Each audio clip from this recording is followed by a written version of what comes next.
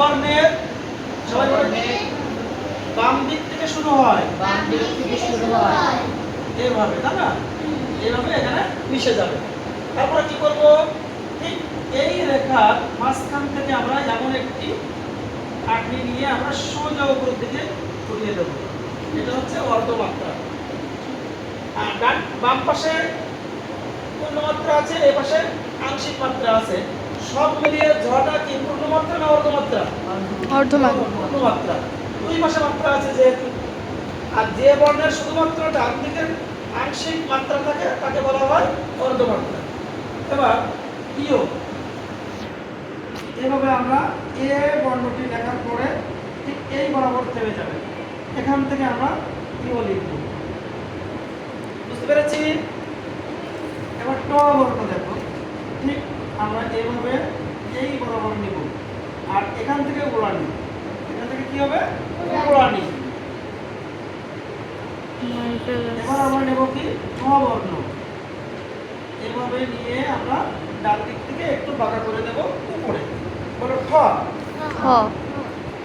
এবার কি লিখবো? ড। আমরা কি রস্য শিখেছি?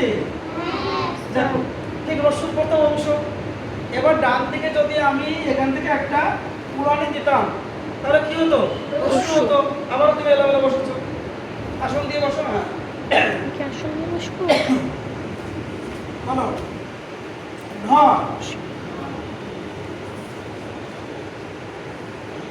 কত? বলো মূর্ধন্য ন। বলো মূর্ধন্য মূর্ধন্য ন। এই বর্ণটির নাম কি? মূর্ধন্য ন। আমার সাথে উচ্চারণ করো, মূর্ধন্য। মূর র র র, তাহলে হবে মূর্ধন্য ন। এই অক্ষরটার নাম হচ্ছে মূর্ধন্য ন।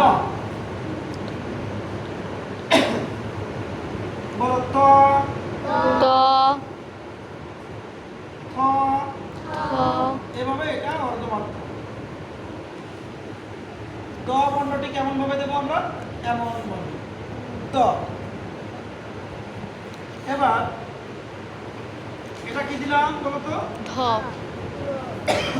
ধ। এবার আমরা দন্ত ন লিখলাম। এটা কি লিখলাম? দন্ত ন, দন্ত ন। বলো দন্ত ন। দন্ত ন। এটা হচ্ছে আমাদের 20টি বর্ণ। প্রথম 20টি বর্ণ আমাদের এখন লিখতে হবে। তাহলে আমরা স্যারের কাছ থেকে শিখলাম কোন বর্ণের কোন টানটা, ঠিক আছে? এবার আমরা লেখা শুরু করব, ঠিক আছে?